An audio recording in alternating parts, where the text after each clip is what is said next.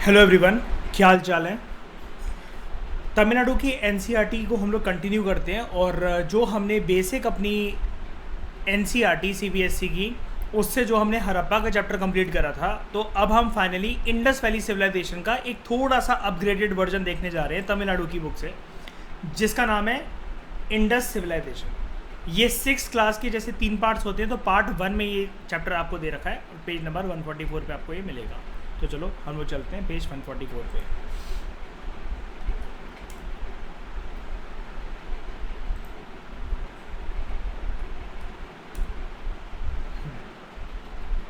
Indus civilisation. सबसे पहले ये आपको यहां पर दिख रहा है सील। सील्स के बारे में और सील्स की रेलेवेंस के बारे में हम लोग बात कर चुके हैं ऑलरेडी एनसीईआरटी में। यहां पर एक जो प्रोमिनेंट सील हड़प्पा में देखने को मिलता है, वैसे मैं आपको बताऊंगा उसके बारे में, वो था यूनिकॉर्न।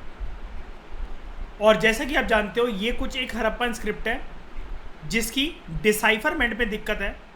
हड़प्पा की स्क्रिप्ट में ओवरऑल भी डिसाइफरमेंट में दिक्कत है, तो इसको हम लोग प्रॉब्लमेटिक स्क्रिप्ट बोल सकते हैं, क्योंकि हिस्टोरियंस इसको डिकोड नहीं कर पाए हैं। तो ये कुछ छोटी सी बात सील्स के ऊपर। सील्स अलग अलग साइज शेप की होती थी, जर्नली बनाई जाती थी। जो एलिमेंट यूज़ होता था इसके अंदर, जर्नली हमेशा की बात नहीं कर रहा हूँ, जर्नली वो था टेराकोटा। ये एक हड़प्पन सील है। इस प्रकार की सील मेसोपोटामिया और इजिप्ट में भी देखने को मिली है। और मेसोपोटामिया और इजिप्ट की कुछ सिलेंड्रिकल सील्स होती थी, जैसे ये आपको स्क्वायर शेप में दिख रही है, रेक्टेंगुलर शेप में होती थी हड़प्पा में। सिलेंड्रिकल शेप में हमारे हड़प्पा में नहीं पाई गई है सील, लेकिन और मतलब बनती नहीं थी, मिली है, उसके ट्रेसेस मिले हैं। वो आती थी मेसोपोटामिया और इजिप्ट से, और हमारी जो सील है वो मेसोपोटामिया और इजिप्ट में मिली है। ये चीज़ ये शो करता है कि both the 3 civilizations had a good trading relations amongst themselves. Seal की रेलेवेंस एक मैंने आपको बताया था, ये अगर बोरी है और ये ट्रेड के लिए सामान जा रहा है, तो यहाँ पर एक सील से उसको इंटैक्ट कर दिया जाएगा। सामने वाली पार्टी को ये बोला जाएगा कि भाई साहब अगर वो टूटी हो तो उसको एक्सेप्ट मत करना, ठीक है। तो ये ट्रेड के लिए यूज़ होती थी। और इसके यूजेस अगर मैं आपको बताऊं, तावीज़ की तरह यूज़ होती थी, एम्यूलेट के तौर पर, ताकि भूत प्रेत की बाधा ना हो किसी को। और आप कह सकते हो काइंड ऑफ करेंसी के तौर पर भी यूज़ होती थी। कुछ सामान वगैरह खरीदना है तो उसके लिए यूज़ होती होगी। जब भी आप ऐसे किसी रीजन्स को लिखो ना, तो उसके आगे ये ज़रूर लिख दिया करो, it might have been used, it might have been used. इससे क्या होता है, जब तक हिस्ट्री में कोई भी चीज़ लिख रहे हो तो तब तक यही लिखा करो एंशंट और मेडिवल में, क्योंकि यहाँ पर हम श्योर नहीं हो सकते हैं। It might have been use, ठीक है। जब स्क्रिप्ट ही डिसाइफर्ड नहीं है, क्या पता यहाँ पर कोई गाली लिखी हो। हमें तो ये लग रहा है सील को देखकर कोई अच्छी बात लिखी होगी। मेरे जैसा पर्सन होता तो कोई गाली लिखता कोड लैंग्वेज में कि तुम क्या इस यूनिकॉर्न को देख रहे हो, चल बे तुम्हारी माँ की। लेकिन वो डिसाइफर्ड ही नहीं है। तो हम टाइमलाइन बात करते हैं। सबसे पहले एंशिएंट वर्ल्ड सिविलाइजेशंस की अलग अलग। ये एक बहुत ही प्यारा मुझे डायग्राम लगता है, जो कि आपके बहुत सारे प्रीलिम्स के क्वेश्चंस को डिकोड करने में मदद करता है। देखो, टाइमलाइन अगर समझनी है, लोकेशन समझनी है, तो हमें ये डायग्राम एक अच्छी तरीके से बेहतरीन इमेज दे सकता है। लेकिन वर्ड टू वर्ड इस डायग्राम पे मत जाना। इस डायग्राम में अपग्रेडेशन हो चुकी है, जो कि 2015 में आईआईटी खड़गपुर ने करी थी। और तब हमें ये पता लगा कि हमारा जो इंडस वैली सिविलाइजेशन है वो ओल्डेस्ट सिविलाइजेशन है। वो मैं आपको बता दूंगा कौन सी बुक, पूनम दलाल दहिया की बुक से। लेकिन अभी जो यहाँ पर दे रखा है अभी सिर्फ उसको उतना ही मानकर चलो। सबसे पहले बात करते हैं सबसे पुराना सिविलाइजेशन जो हमें यहाँ पर देखने को मिल रहा है आंखों के सामने, डैट इज मेसोपोटामियन सिविलाइजेशन। ये रहा 3500 से लेकर 2000 BC तक। उसके बाद इजिप्शियन सिविलाइजेशन 3100 से लेकर 1100 BC तक। फिर इंडस दूसरे नंबर पे था, इंडस दूसरे नंबर पे था 3300 से लेकर 1900 तक। और फिर सबसे पुराना 1700 से 1122 तक चाइनीज सिविलाइजेशन। तो सबसे पुराना कौन सा हुआ अभी के लिए इतना समझ जाओ, मेसोपोटामिया। दूसरा कौन सा जल्दी बताओ, इंडस। तीसरा कौन सा, चौथा कौन सा, चाइनीज। अब देखो एक बात बताता हूँ, मैंने ये वाली बात वैसे आपको एनसीईआरटी में बताती थी लेकिन फिर भी मैं बता देता हूँ।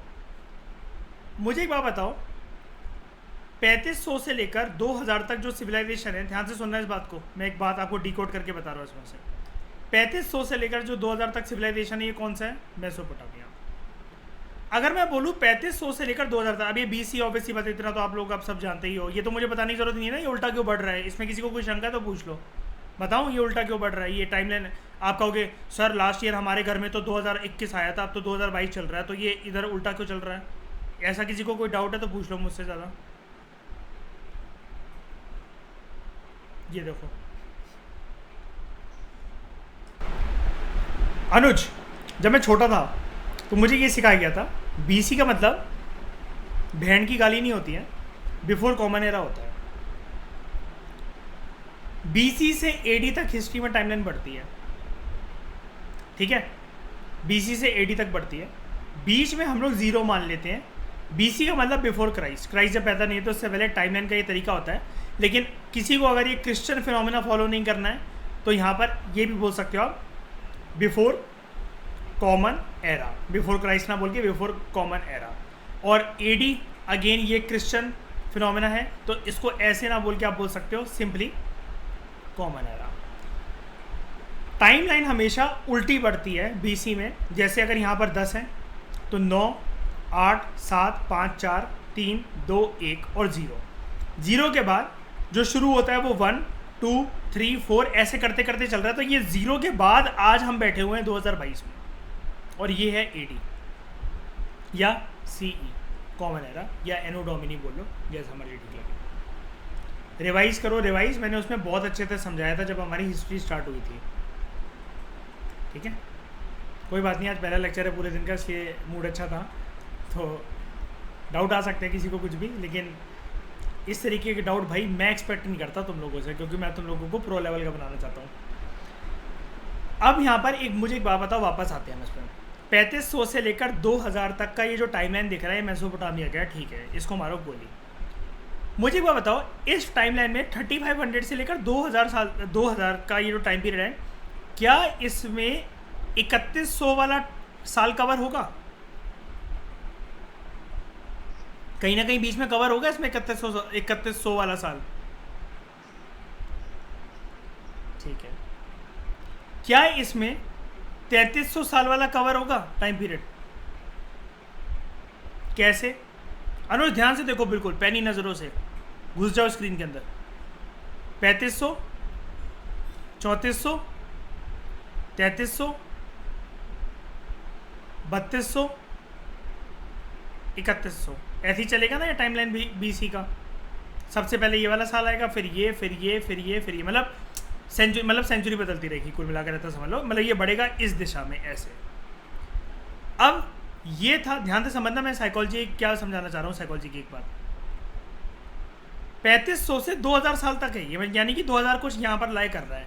लेकिन हमारा काम यहाँ पर हो गया, मुझे 3100 चाहिए था, ये मुझे 3100 मिल गया, मुझे 3300 चाहिए था, मुझे 3300 मिल गया। अब 2000 तक ये चलेगा, ये इतना ही है, ठीक है। इसमें क्या कहीं पर भी इधर से लेकर इधर तक 1700 टाइम पीरियड दिख रहा है, 1700 कहीं भी हो सकता है। ये तो यहाँ पर ख़त्म हो गया, मैं डॉटेड लाइन से इसको बना रहा हूँ, ये तो यहाँ पर ख़त्म हो गया। अब कैसे चलेगा? 1900, 1800 और 1700, इसके बाद आया ना, इसका मतलब ये। लेकिन कहानी तो यहाँ पर ख़त्म हो गई 2000 पर हो गई ना। क्या समझाना चाह रहा हूँ इस चीज़ से मैं, ये तीनों सिविलाइजेशन एक दूसरे के कंटेम्प्ररी थे, इसको कभी भी कंटेम्प्ररी नहीं माना जाता इसका, क्योंकि जब ये तीनों खत्म हो जाते हैं इसके बाद शुरुआत होती है इसकी। मतलब ये साथ में एग्जिस्ट कर रहे थे ऐसा मान लो, खत्म और वो छोड़ो, मेसोपोटामिया, इजिप्ट और इंडस साथ में एग्जिस्ट कर रहे थे, चाइनीज बहुत बाद में आता है, ये समझाना चाह रहा हूँ। बोला था ना मैंने कुछ टाइम पहले शैली के जैसे तमिलनाडु आएगी तो मैं इसमें एक डायग्राम दिखाऊंगा। ये वाली बात मैं वैसे कर चुका हूँ एनसीईआरटी में, ये वाली कंटेम्प्रेरी कौन और अलग से कौन। और जो पानी वाली बात करता हूँ ना मैं कि कौन सी नदियाँ किस, हर सिविलाइजेशन एक नदी पर बसता है, वो भी यहीं से चुराई गई इन्फॉर्मेशन है मेरी, अभी आएगी आने वाले पेजेस में। लेकिन पहले मुझे ये बता दो, ये डायग्राम की रेलेवेंस और ये सबको समझ में आ गया ये जो मैंने बताया? एक अपडेशन मैंने आपको दे दी, IIT खड़गपुर ने 2015 में स्टडी कंडक्ट करी थी और उसके अकॉर्डिंग हमें ये पता लगा है कि इंडस सिविलाइजेशन मेसोपोटामिया से भी काफ़ी ज़्यादा पुराना सिविलाइजेशन है। आगे बढ़ूँ मैं, हर एक सिविलाइजेशन किसी ना किसी एक ऐसी जगह पर बसता है जहाँ पर आसपास किसी नदियों का स्रोत हो, most commonly along various river banks. तो इसका मतलब सिविलाइजेशन में, क्योंकि क्या होता है, अब आप कहोगे यार ये इस बात की रेलेवेंस क्या, मतलब क्यों? देखो, हर एक सिविलाइजेशन को सिर्फ एक चीज़ चाहिए, सिर्फ एक चीज़, स्टेबिलिटी। स्टेबिलिटी किस चीज़ की? स्टेबिलिटी किस चीज़ की?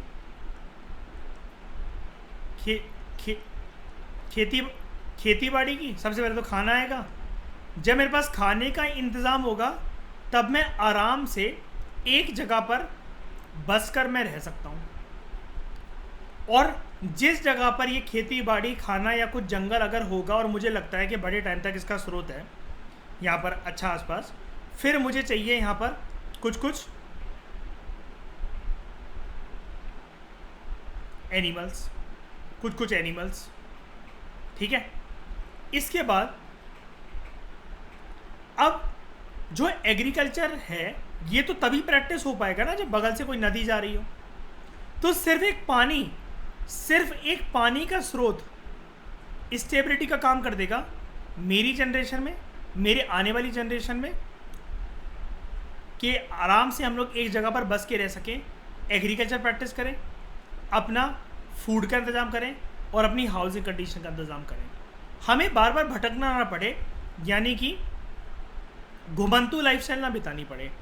अब आप मुझसे ही कहोगे ये वाली बात आप अभी क्यों ला रहे हो, ये तो हम जब चैप्टर 1 स्टार्ट करा था हिस्ट्री का, ये तो तभी हम पढ़ चुके, घुमंतू तो बहुत पहले थे। सेकंड चैप्टर में आपने तो ये भी बता दिया था कि हंटिंग गैदरिंग से एग्रीकल्चर सोसाइटी आ गई थी। घुमंतू वाली बात तो, नोमैटिक वाली लाइफस्टाइल तो तभी ख़त्म हो गई थी ना।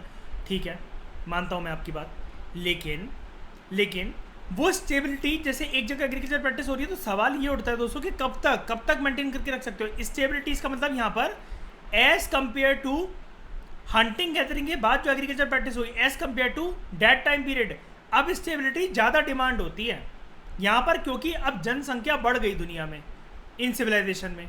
और इसको सिविलाइजेशन क्यों माना जा रहा है? क्योंकि जब इंसान एक जगह स्टेबल होकर रहेगा, ये तो हो गई बेसिक नीड्स, खाना पीना और कपड़े पहनना, है ना, ये तो बेसिक नीड हो गई। अब इंसान तभी तो फिर अपनी सोसाइटी के, जब एक जगह ज़्यादा टाइम तक रहेगा, कुछ रूल्स, रेगुलेशंस, कस्टम्स और ट्रेडिशंस को पैदा करेगा। बस आज के बाद आपसे कोई भी सिविलाइजेशन की डेफिनेशन पूछे, दिस पार्ट, ऊपर वाला पार्ट प्लस ये वाला part is equal to civilisation. ये डिफरेंस है यहाँ पर कि हंटिंग गैदरिंग से एग्रीकल्चर में जब वो कन्वर्ट हुए थे, भैया ये जो पहला वाला पार्ट दिख रहा है पार्ट 1, इधर तो ये सेम चीज़ दिख रही है कि हंटिंग गैदरिंग से एग्रीकल्चर में कन्वर्ट हो गए, लेकिन स्टेबिलिटी के साथ साथ एक पर्टिकुलर सोसाइटी के rules, regulation, customs, traditions, food habits, cultural practices, ये सब कुछ इवॉल्व होता है और तब वो बनाते हैं कॉमन रूल्स रेगुलेशन। और फिर ऐसी एक कम्युनिटी होती है, कम्युनिटी ए, जो कि एक जोग्राफिकल बैरियर से डिवाइड होकर कम्युनिटी सी से अलग होती है, वो जोग्राफिकल बैरियर से डिवाइड होकर कम्युनिटी 3 से अलग होती है, और यहाँ पर ये रूप ले लेता है पॉलिटी का, और जहां पॉलिटी आ गया वहां पर शुरुआत होती है सिविलाइजेशन की। अब रिलेट करो उसको PSIR के लेक्चर से, प्लेटो से पहले जो हमने इंट्रोडक्शन पढ़ा था, वेस्टर्न पॉलिटिकल थॉट।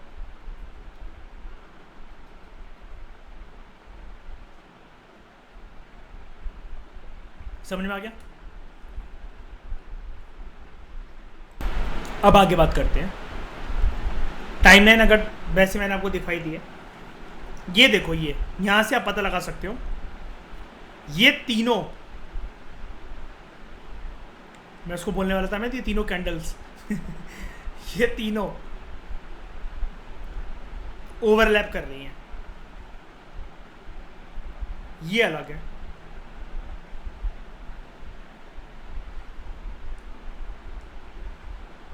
ठीक है, तो यही वही वाली बात है, चाहे इसको ऊपर से कर लो चाहे नीचे से कर लो। अब देखो इस NCERT को डिकोड करते हैं अब हम आराम से। चलो स्टार्ट करते हैं कॉम्प्रिहेंसिव तरीके से इसको कवर करना।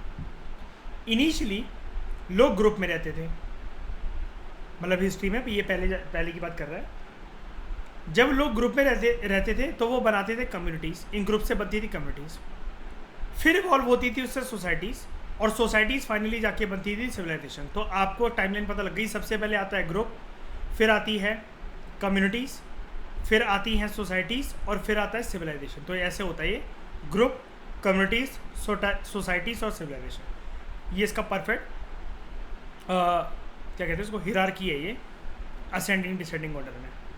ठीक है, फिल्म्स के अंदर क्वेश्चन बन सकता है, UPSC में नहीं। जब मैं फिल्म बोलता हूँ तो अब तो समझ आया करो कि हर एग्जाम के पर्सपेक्टिव से बात कर रहा हूँ मैं। अब ऑब्वियस ही बात है, तैयारी तो आपकी ऐसे चल रही ना, इस UPSC के लिए भी चाहे भले ही पढ़ रहे हो, तो इस पैराग्राफ को ये बिना देखे निकल जाओगे, अरे नहीं UPSC क्लास से इंपॉर्टेंट, ये फाड़ दो इसको, ये इतने पेज को फाड़ देता हूँ मैं। Why did people settle near reverse? सवाल ये उठता है कि रिवर्स के इर्द गिर्द लोग सेटल होते क्यों थे? तो ये रीज़न आपको मिल जाता है, छोटा सा आपका 3 मार्कर का MPPSC जैसे में, जहाँ पर मेंस पूछा जाता है, तो यहाँ पर आपका काम बन जाएगा। People prefer to settle near the rivers for reasons given below. अब मैं एक बात बताता हूँ, जो रट्टूबाज लोग होते हैं ना, UPSC की तैयारी करने घुस आते हैं, तो अगर उनसे ये क्वेश्चन पूछा जाए कि इंडस वैली सिविलाइजेशन इंडस नदी के किनारे क्यों बसा, तब तो वो उसका आंसर कर लेते हैं। उन्होंने कुंजियाँ, ये वो बुक इधर उधर से मटेरियल करके, इससे तो बहुत अच्छे नोट्स बनाए होते हैं। लेकिन यही अगर उनके सामने क्वेश्चन आ जाए तो रट्टूबाज है ना, क्योंकि वो कि मेसोपोटामियन सिविलाइजेशन टाइग्रिस यूफ्रेट्स के रिवर्स के इर्द गिर्द क्यों बसा, चाइनीज सिविलाइजेशन यांगसे रिवर के इर्द गिर्द क्यों बसा, और इजिप्शियन सिविलाइजेशन नाइल रिवर के इर्द गिर्द क्यों बसा। अब वो कहेंगे ये तो कहीं दे ही नहीं रखा है, ये तो हमने पढ़ा ही नहीं, ये तो हमारे इंस्टीट्यूट में करवाया ही नहीं गया। समझने की कोशिश करो मैं आपकी कितनी स्ट्रॉन्ग साइकोलॉजी डेवलप कर रहा हूँ। भाई इसका आंसर तो सेम रहेगा ना, कोई से भी सिविलाइजेशन की बात कर लो इन चारों की, ये आंसर तो सेम रहेगा ना सबके लिए, क्या अलग हो जाएगा बताओ? टॉपिक क्या है? लोग नदी के इर्द गिर्द किनारे सेटल होना क्यों पसंद करते थे, यानी कि घुमा फिरा के हमसे यही कह रहा है कि सिविलाइजेशन, मेजर सिविलाइजेशन नदी के किनारे क्यों डेवलप हुए। और ये क्वेश्चन कहाँ से डिराइव हो रहा है? इस वाली लाइन से। और civilisation were establish only in places near the river, only, सिर्फ नदी के इर्द गिर्द। पानी बहुत इंपॉर्टेंट है, इसलिए मैंने आपको ये साइकोलॉजी समझाई इतना टाइम लगाकर।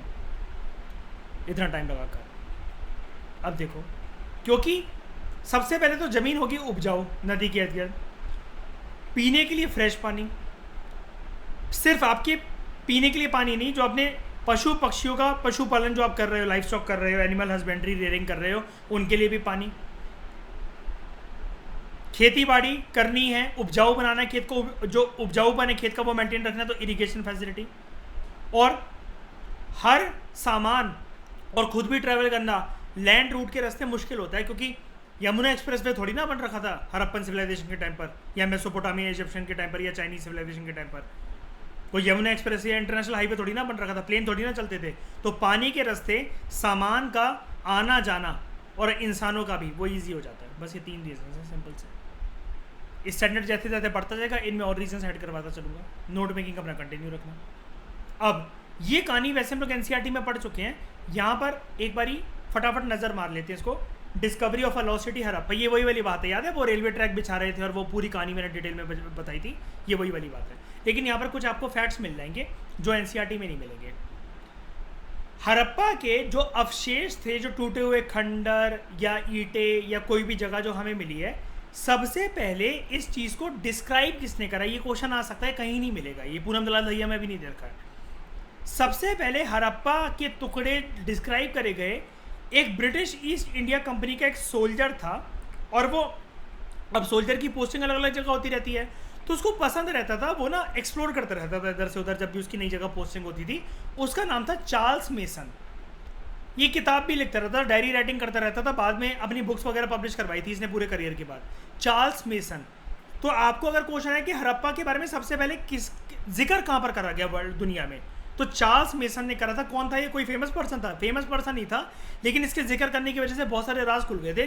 ब्रिटिश ईस्ट इंडिया कंपनी में काम करा हुआ, एक लाल ड्रेस पहना हुआ बारातियों की तरह एक सैनिक था, बस, और कुछ नहीं। जब ये नॉर्थ वेस्ट फ्रंटियर प्रोविंस में जाता है, जहाँ से खान अब्दुल गफार खान थे, NWFP, याद है, जो अभी आज के टाइम में पाकिस्तान में है, ये क्या देखता है?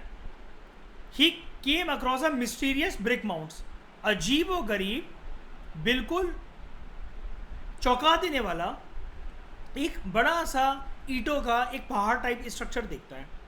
तो अपनी किताब में लिखता है वो कि ये जो खंडा टाइप का, ये जो पूरा ईंटों से बना हुआ एक हवेली टाइप जो लग रही है, या पहाड़ के ऊपर एक हिल लग रहा है, कुछ भी लग रहा है, इसकी दीवारें एक तो बहुत लंबी लंबी हैं, और इसके ऊपर एक टॉप पर एक शिखर मेंशन्ड है, टावर है किसके ऊपर। तो अगर आपको क्वेश्चन है कि अर्लीस्ट हिस्टोरिकल रिकॉर्ड क्या है हड़प्पा का, कि हड़प्पा एग्जिस्ट करती थी, इसका अर्लीस्ट हिस्टोरिकल रिकॉर्ड क्या, आप कैसे कह सकते हो? अगर आपने इंटरव्यू में बोल दिया कि मुझे हिस्ट्री पसंद है, तो उन्होंने पूछा हिस्ट्री में क्या पसंद, तो आपने कहा हड़प्पन सिविलाइजेशन, तो उन्होंने बोलेंगे हड़प्पा के बारे में अर्लीस्ट हिस्टोरिकल रिकॉर्ड है कहाँ पर? आप अभी सोच कर देख लो, जो मैंने पढ़ाया एक बार इसको हटा दो, आप सोच कर देख लो, जब से आप यूपीएससी की तैयारी कर रहे हो, कुछ भी कर रहे हो, अगर आपसे कोई इंटरव्यू और ये पूछ लिया, मेंस के आंसर राइटिंग में आ जाए अर्लीस्ट हिस्टोरिकल रिकॉर्ड के एविडेंसेस बताओ कि हड़प्पा के बारे में मिला कहाँ, आपका आंसर रेलवे ट्रैक से स्टार्ट होगा, जो कि गलत है। आपको नंबर ही नहीं मिलेंगे, आपको नंबर ही नहीं मिलेंगे, 10 नंबर के क्वेश्चन में आधा नंबर भी नहीं मिलेगा आपको, क्योंकि उसका एविडेंस ये है, चार्ल्स मेसन का नाम नहीं आएगा जब तक, और उसने क्या लिखा, क्या ढूंढा, तब तक आपको कुछ नहीं होगा। फिर हुआ क्या? चार्ल्स मेसन ने ये वाला काम करा, साल आगे बीते, वक्त आगे बीता, 1856 की बात है। अब एक वाली बात याद रखना अनुज, ये 1856 AD है, ये बहुत बाद में ऑब्वियसली पता, हड़प्पन सिविलाइजेशन बहुत पहले, स्टोरी कहानी खत्म हो गई, लेकिन तब वो लोग जो भी लिखते विकते थे तब तो वो चीज़ प्रिजर्व नहीं करके रखी गई। अंग्रेज़ जब भारत में आते हैं तो ये चीज़ मतलब पता लगती है हमें। एक बात और बताता हूँ, यहाँ से एक मेंस का क्वेश्चन बताता हूँ जो कि पेंडिंग अगेन, और 99% लोग अगर इसको कर भी पाएंगे तो अच्छे से नहीं कर पाएंगे। पता है क्या है? देखो दम, देखो इस क्वेश्चन की दम। अंग्रेज़ों को गालियाँ पड़ती रहती है ना इंडिया में आने से, लोग ये सोचते हैं इसी के ऊपर क्वेश्चन आएगा, यूपीएससी उल्टा गेम खेलता है। क्वेश्चन पता है क्या पेंडिंग है 2013 से अभी तक, जो पूछा जा सकता है कभी भी, और इतना दिमाग बाकी आयोग का चलेगा नहीं, इसलिए मैं सिर्फ यूपीएससी को बोल रहा हूँ, क्योंकि बाकी कमीशंस इतने हाई लेवल का कभी सोच ही नहीं पाते हैं। क्वेश्चन ये है कि ब्रिटिशर्स के इंडिया आने से इंडिया का कल्चर डिग्रेड ना होकर ग्लोरीफाई हुआ है। Examine the statement with relevant facts. हम लोग यही सोचते हैं ना कि आने से हमारा कल्चर दब गया, प्रथा दब गई, कस्टम दब गई, ये दब गई। डिग्रेड नहीं हुआ है बल्कि ग्लोरीफाई हुआ है। तो ये मैं आपको बताऊंगा। अशोका के बारे में पता करने वाला अंग्रेजी एक बंदा, हड़प्पा के बारे में पता करने वाला, आईबीसी के बारे में पता करने वाला ये अंग्रेजी हुकूमत, सती प्रथा को खत्म करने वाला, और आगे चले जाओ मॉडर्न इंडियन हिस्ट्री में, अंग्रेजी हुकूमत। तो डिग्रेड नहीं करा है बल्कि ग्लोरीफाई करा कि क्या चीज़ें सही हैं, क्या चीज़ गलत है। और यहाँ पर चलो सती प्रथा को हटाओ, जो चीज़ दबी हुई थी, दबाया नहीं है, दबी हुई चीज़ों को निकाला है खोद खोद कर। तो यहाँ पर आप ऐसे मेंशन कर सकते हो, जैसे अगर मुझे ये लाइन लिखनी हो ना, तो मेरी क्रिएटिविटी देखो कैसे जाती है, थोड़ा सा सीखने की कोशिश करो। अब वो टाइम आ गया, थोड़ा थोड़ा मेंस आंसर राइटिंग मेरी वाली अपनाओ। कि इंट्रोडक्शन में पता कैसे लिखूंगा कि मतलब मुझे पता लगेगा यार ये इसके बारे में कोई ना कोई हिस्ट्री ऑप्शनल वाला कुछ ना कुछ तो कर देगा, अब मुझे हिस्ट्री ऑप्शनल वाले को हराना है। मैं क्या करूँगा, इंट्रोडक्शन में लिखूंगा ब्रिटिशर्स ने इंडिया में और इंडिया के कल्चर के साथ ये वाला काम करा कि जैसे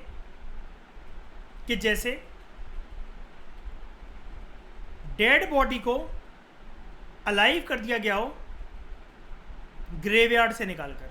ये वाली लाइन में ऐसे लिखूंगा, अगर ये वाली स्टेटमेंट अगर चाहिए इंट्रोडक्शन। अच्छी लाइन है कि नहीं है? डेड बॉडी और ग्रेवयार्ड अभी तक क्या था? स्केलेटन क्या था? हमारा कल्चर दबा हुआ था। इस डेड बॉडी को निकालने का काम करा अंग्रेजों ने। अच्छी लगी ये लाइन? बताओ, फिर मैं समझाऊंगा इस लाइन को। ये धीरे धीरे अपने आप सीख जाओगे, कोई बात नहीं। मैं पता क्या है, देखो जितने बार तुम्हारे पास एनसीईआरटी है, पीडीएफ है या लिखी हुई किताब है, तुम बार बार उसको बस पढ़ते जाओ। ये मैं सच बता रहा हूँ यार, मैं अपने मेरे माता पिता ने थोड़ी ना सिखाया मुझे कि ऐसी लाइनें यूज़ करो, या कोई इंस्टीट्यूट ने थोड़ी ना सिखाया है कि मैं रट्टा मारकर बैठा हुआ हूँ कि जब ये वाला क्वेश्चन आएगा यही वाली लाइन लिखूंगा जब कुछ भी पूछ रहा हो, कुछ भी पूछ रहा हो।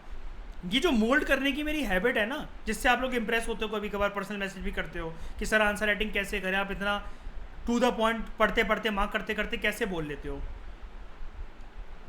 इसके पीछे मल्टीपल रीडिंग्स बस मेरा एक ट्रिक है बस, और कुछ भी नहीं है। मैंने सिर्फ practice practice practice, hard work hard work hard work and यही करा बस। इसलिए मैं बोल रहा हूँ कोई शर्म वाली बात नहीं होती। यूपीएससी में कभी कभार एक, और जिस हिसाब से हम लोग चल रहे हैं मैक्सिमम 2 साल होते हैं, इसके ना पीछे ना इसके आगे, बस इसके ना पीछे ना इसके आगे। और छोटे एग्जाम से निकालना बहुत आसान हो जाता है। फिर छोड़ो, अब आगे बात करते हैं। 1856 के अंदर जब इंजीनियर्स एक रेलवे लाइन बिछा रहे थे लाहौर से कराची को कनेक्ट करते हुए, उन्होंने डिस्कवर करा बर्न्ड ब्रिक्स को, जो कि बहुत ज़्यादा तादाद में फैली हुई हैं, और कुछ ऐसा एक स्ट्रक्चर था माउंट जैसा। इसको मैं अगर अच्छे से बनाऊं तो कुछ ये ब्राउन कलर से बना देता हूं मैं इसको। ये कुछ ऐसा था, और मैंने आपको रियल फ़ोटो दिखाई चुका हूँ मैं उधर, ठीक है। तो एनसीईआरटी को बेस बनाएंगे, इस पर मेहनत करेंगे तमिलनाडु पे। इसकी सिग्निफिकेंस को समझे बिना, आप जानते ही हो मैंने बताया था, उन्होंने रेलवे लाइन बिछाना शुरू कर दी, ठीक है। फिर वक्त आगे भी था, 1920s का समय आया। 1920s में एक बॉडी बहुत चरम सीमा पर हमारे देश में चल रही थी, जो कि अंग्रेज़ों ने इस्टेब्लिश करी थी, archaeological survey of India. Archaeologist ने 2 सिटीज़ को एक्सकवेट करना स्टार्ट करा जब उनको पता लगा इनका महत्व, हड़प्पा और मोहनजोदारो। अच्छा मुझे एक बात बताओ, अब तो ये जानते ही हो कि इंडस वैली सिविलाइजेशन को हड़प्पन सिविलाइजेशन भी क्यों बोलते हैं, क्योंकि this was the first site to be discovered. लेकिन अगर मैं आपसे ये पूछूं, इंडस वैली सिविलाइजेशन की 2500 साइट्स जो प्लस हैं, मतलब 2500 से ज़्यादा साइट्स हैं, उनमें से सबसे इंपॉर्टेंट साइट कौन सी है? तो क्या बोलोगे? क्या बोलोगे? ऐसे बोलो इसको, बात सही बोल रहे हो, लेकिन मार्क्स 50% ही मिलेंगे। Although every side has its own relevance, but Mohenjo-daro holds special relevance. आज आप थोड़ा थोड़ा आंसर राइटिंग का गेम सीख रहे हो कि आपकी टोन कैसी होनी चाहिए। एक बात बताओ मुझे ज़रा, आप सही बोल रहे हो कि मोहनजोदारो स्पेशल सबसे इंपॉर्टेंट साइट है, लेकिन बाकियों को डिमीन मत करो। अंकिता, लोथल नहीं होता तो ट्रेड कर लेते, तो ये रेलेवेंस, तो ये महान बन जाती है ना, ये चीज़ है। हाँ बस यही है। तो यहाँ पर अनअर्थ का मतलब होता है एस्कावेट करना, खुदाई कर कर निकालना। इन्होंने जो लॉन्ग फॉरगॉटन सिटीज़ थी उनको ढूंढा। 1924 के अंदर 4 साल बाद आर्कियोलॉजिकल सर्वे ऑफ इंडिया के डायरेक्टर जनरल होते हैं सर जॉन मार्शल। ये ऊपर आपको दिख रहा है, ये ठीक है, ये सर जॉन मार्शल। इन्होंने ये देखा, सबसे पहले हड़प्पा को ढूंढ लिया था इन लोगों ने, इनकी टीम ने 1920s में। उसके बाद इन्होंने जब मोहनजोदारो हड़प्पा को, जैसे क्या होता है, जैसे मतलब मान लो मैंने किसी एक चीज़ को स्टडी करा और दूसरी चीज़ को स्टडी करा, अब मेरा दिमाग अपने आप ही एनालिटिकल हो गया कि यार ये तो उससे कुछ मिलता जुलता लग रहा है यार, ऐसा मैंने कहीं पढ़ा है। तो फिर इन्होंने देखा यार ये तो कॉमन फीचर्स मोहनजोदारो के अंदर भी हैं, और मोहनजोदारो के कुछ फीचर्स हड़प्पा के अंदर भी मिल रहे हैं। फिर बाद में ऐसे कनेक्ट करते करते, डॉट को कनेक्ट करते करते कि site A, site B, site 3, site D, site E, ये सारी की सारी एक दूसरे से कनेक्टेड है। एंड दिस इज फॉर्मिंग कि अगर ये इंडिया है, अगर ऐसा, तो इसका ये वाला जो पार्ट है, ये this is holding the relevance of, कुछ ऐसा बनाकर इतना इंडस वैली सिविलाइजेशन, ये पूरा का पूरा। He concluded and they were part of a large civilization. ये एक एक करके इनको सेपरेट करके नहीं देखा जा सकता, ये सारी स्टोरी कनेक्टेड है। कुछ डिफरेंसेस लेकिन देखे गए, जो बर्तन थे, मिट्टी के अवशेष थे, उनमें जो हड़प्पा में मिले और जो मोहनजोदारो में मिले। तो रिसर्चर्स ने ये कंक्लूड करा, जो डिफरेंसेस देखे गए, ऐसा नहीं कि अपनी जो ऊपर वाली लाइन है कि ये एक ही सिविलाइजेशन के पार्ट है, इससे पीछे नहीं किसके, इन्होंने ये कंक्लूड करा कि इसके बेसिस पर हम ये कह सकते हैं कि हड़प्पा ज़्यादा पुराना है एज़ कम्पेयर टू मोहनजोदारो। और कैसे, आप जानते ही हो, CH4 method, carbon dating method 4 और ये सब, ये मैं पढ़ाऊँगा। इसमें बहुत अच्छे अच्छे मेथड हैं, आई थिंक इसी में है। हाँ, ये रहा एक ये मेथड है, ये मैं आपको बताऊँगा। एक और आता है रिमोट सेंसिंग, हाँ ये इसी में लिखा हुआ है, और तो कोई नहीं है, नहीं इसी में है। अच्छा वो, हाँ ठीक है, वो 9th क्लास में, वो तमिलनाडु की जो 9th क्लास है ना, वहाँ पर दे रखा है कि हम लोग वहाँ पर वो भी बनाना सीखेंगे कि जब के अंदर मम्मियाँ कैसे बनती थी। मैं तो आपको बता दूंगा कि अगर आप किसी से प्यार करते हो और वो इंसान अगर मर जाए कल को, तो रोना मत, पहले उसको मम्मी बनाने का प्रोसीजर कंप्लीट करना, ठीक है। तो वो 4000 साल तक आपके पास रहेगा, तो मैं बता दूंगा वो कैसे करना है, ठीक है। उसके अंदर पूरा प्रोसीजर गिवन है। Archaeological survey of India start हुआ था 1861 में। एलेक्जेंडर कनिंघम इसके पहले सर्वेयर थे, ठीक है, या पहले डायरेक्टर भी कह सकते हो। इसका हेडक्वार्टर जो था, it was located in new Delhi. तो ये याद रखना, क्वेश्चन क्या निकलेगा आप समझो। सबसे पहले हड़प्पा के बारे में किसने बताया? चार्ल्स मेसन ने। हड़प्पा और मोहनजोदारो एक दूसरे से कनेक्टेड हैं, ये किसने स्टडी करा?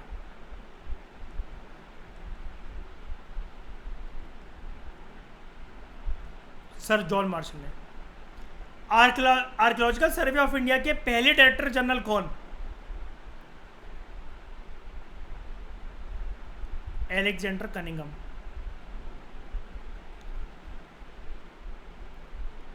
हड़प्पा के जो रिमेन्स ढूंढे गए उस टाइम पर, रिमेन्स रियल रिमेन्स, उस टाइम पर डायरेक्टर जनरल कौन थे? Sir John martial.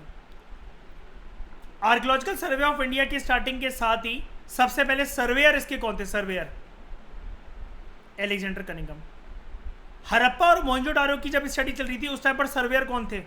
Alexander Cunningham. Harappa के बारे में और इंडस वैली सिविलाइजेशन के बारे में जिक्र सबसे पहले किसने करा? चार्ल्स मेसन ने। ये अलग अलग प्रकार से क्वेश्चन बन सकते हैं, जितने मैंने आपको बता दिए।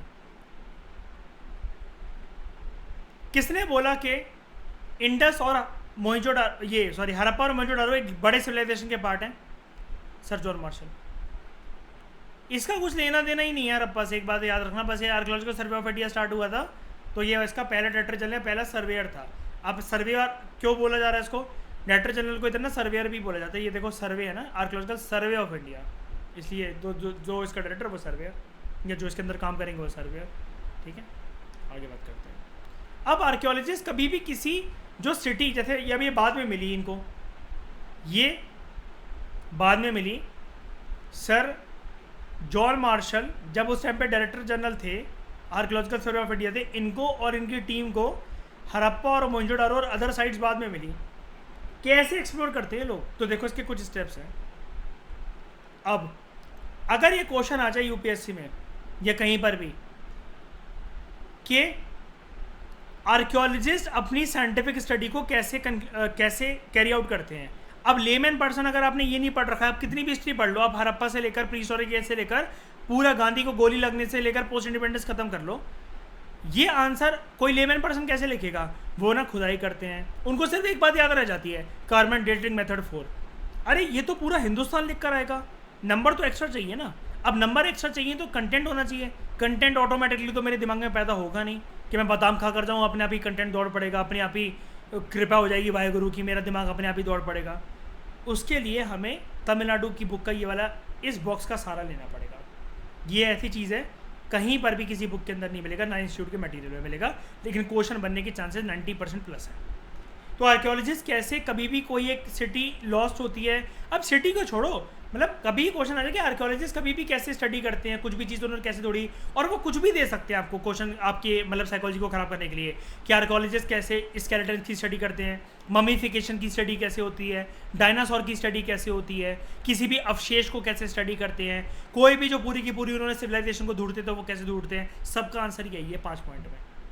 सबसे पहले नंबर 1 स्टेप, आर्कियोलॉजिस्ट सबसे पहले फिजिकल ऑब्जेक्ट्स को स्टडी करते हैं उस एरिया में जाकर जहाँ पर उनको ट्रेसेस मिलते हैं कि यहाँ पर कोई ना कोई पक्का सिविलाइजेशन या कोई सिटी या कुछ भी बसाई गई होगी एक पर्टिकुलर पॉइंट ऑफ टाइम पर। तो वो ईंटों को, उधर के पत्थरों को, और कुछ कुछ जो ब्रोकन पॉटरी होती है। अच्छा, ब्रोकन पॉटरी का मतलब ही यही होता है शर्ट्स। और अगर आपको ये डाउट है कि ये शर्ट क्या होता है, एक बार दिखा दो ज़रा, तो एक बार दिखा देता हूँ। ये वही वाली बात है, आपने मटका फोड़ा और मटके के टुकड़े टुकड़े हो गए, ये इसको शर्ट कहते हैं। दिखा देता हूँ, ये रहा, मटका पटकोगे तो ऐसे ही हो जाएगा ना, ये शर्ट है। इसको जोड़ जोड़ कर देखा जाता है कि क्या कोई स्ट्रक्चर तो नहीं बन रहा है, ऐसी कोई निशानी तो नहीं है इस पर कि जिससे हमें कोई फैक्ट पता लग जाए, कुछ और चीज़ें पता लग जाए, क्योंकि भैया हाथ में यही है ना, और तो कुछ कर ही नहीं सकते। ऐसे जोड़ जोड़ के देखा जाता है, कुछ पैटर्न कुछ लिखा तो नहीं हुआ है जिसको हम डिकोड कर सकें, जिसको हम वो कर सकें। तो जितना उनसे हो पाता है उतना वो करते हैं। बाकी पार्ट पूरे क्यों नहीं मिलते हैं, मिल भी सकते हैं, नहीं भी मिल सकते हैं। मिट्टी का ही तो है, मिट्टी के अंदर दब गया होगा, धुल गया होगा, इतने सालों की बरसात, आंधी तूफान सब कुछ आए, मिट गया, नॉर्मल सी बात है, इसमें ज़्यादा सोचना क्या। ठीक है, ये चीज़ को वेरीफाई करने के लिए, ये चीज़ को एसर्टेन मतलब सुनिश्चित करने के लिए कि ये सिटी पक्का जिसके बारे में स्टडी करने है, ये क्या यहीं की है और क्या इसी टाइम से बिलोंग करती है जिसके बारे में हमने एक सोर्स में पढ़ा कि यहीं पर है। इसको एग्जांपल से ऐसा समझ लो कि चार्ल्स मेसन ने हड़प्पा के बारे में मेंशन करा। ये मेसन की जो बुक है जॉन मार्शल के हाथ में पड़ी। जॉन मार्शल ने देखा कि मेसन ने जो जिक्र करा था कुछ टाइम पहले, मेसन तो एक्सप्लोरर नहीं था, ना सर्वेयर था, ना उस टाइम पे आर्कियोलॉजिकल सर्वे ऑफ इंडिया बना। तो ये देखने के लिए इस बात में कितनी सच्चाई है, ये अपनी टीम को लेकर यहाँ पर गए और इन्होंने क्या स्टडी करा, कुछ जो ईंटें मिली, पत्थर चट्टाने वगैरह मिली और टूटे हुए पॉटरी के जो भी अवशेष वगैरह मिले। दूसरा स्टेप क्या होता है, दूसरा स्टेप फिर अगर ये मिल जाए तो ठीक है, जो दूसरा स्टेप मैं बोलने जा रहा हूँ, नहीं मिले तो हमारे हाथ में है नहीं। उस एरिया में जाकर हमें ये देखना पड़ता है, उस एरिया में भी नहीं, क्या किसी एक एंशिएंट लिटरेरी सोर्स के अंदर इस जगह की कोई रेफरेंस है, क्या कभी भी किसी भी भाषा के अंदर इस जगह के बारे में किसी ने कुछ लिखा है। क्योंकि लिखा कोई किसी चीज़ के बारे में तो तभी लिख सकता है, तभी लिख सकता है कि जब वो उसने उसके साथ उसके कुछ एक्सपीरियंस रह चुके हैं, जब उसने कुछ उसको देखा हो। किसी की शादी हो रही है तो पूछताछ होती है कि नहीं होती है, क्या आप उनके पड़ोसी हो और आप तो जानते होगे कि उनकी लड़की कैसी है, कैसा परिवार है, कैसा क्या है क्या नहीं है, तो आप पूरी तहकीकात करते हो। ऐसी एंशिएंट लिटरेरी सोर्सेस हमें ज़्यादा अच्छे से बता देता है कि जो पर्सन फर्स्ट हैंड एक्सपीरियंस लेकर आया वो ज़्यादा अच्छे से बता सकता है। तीसरा, ये फिर एरियल फोटोग्राफ्स लेते हैं, यानी कि जूम फोटोग्राफ्स करके लेते हैं एक्सकवेशन साइट्स की टोपोग्राफी वगैरह को समझने के लिए। पहले ये इमेजेस वगैरह हेलीकॉप्टर वगैरह से कवर करी जाती थी, बहुत मुश्किल होती थी। आज के टाइम में ड्रोन्स का सहारा लिया जाता है एरियल फोटोग्राफ करने के लिए, यानी कि एक मैक्रो ओवरव्यू लेने के लिए, ईगल्स आई से पिक्चर लेने के लिए। उसके बाद ये ज़मीन के अंदर भी देखते हैं, ये ज़मीन के अंदर भी देखते हैं। अच्छा, ये एरियल फोटोग्राफ क्यों लिया जाता है, टोपोग्राफी को, उधर की जोग्राफी पार्ट वगैरह को एक्सप्लेन करने के लिए, ताकि ब्रॉडर व्यू एक पता लग सके। अच्छा, यहाँ पर खेती बाड़ी थी, यहाँ पर हिल्स थे, माउंटेन्स थे, नदी थी, यहाँ पर क्या ये वही जगह है जिसके बारे में इस एंशिएंट लिटरेरी सोर्स के अंदर मेंशन है या फिर कुछ और है। इसमें तो बताया गया यहाँ पर लंबे लंबे पहाड़ थे, लेकिन हमें पहाड़ दिख नहीं रहे। एरियल फोटोग्राफी तो पता लगा ये जो पहाड़ हैं इनका डिग्रेडेशन होकर, इरोजन होकर ये बन गए हिल्स। ये अब वैसे पहाड़ नहीं रहे जैसे हज़ारों साल पहले उस एंशिएंट लिटरेरी सोर्स के अंदर मेंशन करे गए। ग्राउंड के नीचे देखा जाता है यूजिंग अ मैग्नेटिक स्कैनर, ये टेक्नोलॉजिकल बात है। और फिर उसके बाद कोई भी अवशेष वहाँ पर अगर हैं या एब्सेंट है उसको डिटेक्ट करा जाता है बाय रेडार या फिर रिमोट सेंसिंग मेथड्स की वजह से। एक मशीन होती है ऐसे करके, वो टू टू टू टू करके पता लगाती है कि भी क्या कोई भी नीचे लोहे का सामान या कुछ भी है क्या, कुछ भी नहीं है। तो ऐसे करके फिर जहाँ पर ये टू टू होए और स्क्रीन के ऊपर एक चीज़ लगी रहती है उससे पता लगता है अच्छा ये नीचे कुछ इमेज दिख रही है, कुछ किताब वगैरह या कुछ स्केलेटन दिख रहा है, चलो अब यहाँ पर खुदाई करना स्टार्ट करो। ऐसे ही डायनासोर मिलते हैं, ऐसे ही कोई स्केलेटन मिलते हैं, कोई हड्डी मिलती है, और ऐसे ही आर्कियोलॉजिस्ट पता लगाते हैं। ठीक है, और मैं आपको ये दिखा देता हूँ।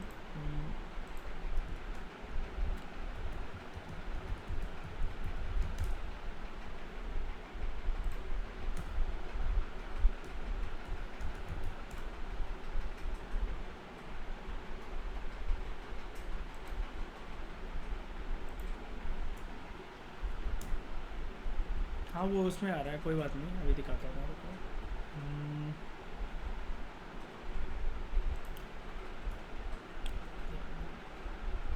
इसको बोलेंगे, कभी कभार सैटेलाइट इमेज भी ली जाती हैं अब तो, क्योंकि टेक्नोलॉजी अच्छी खासी अवेलेबल है।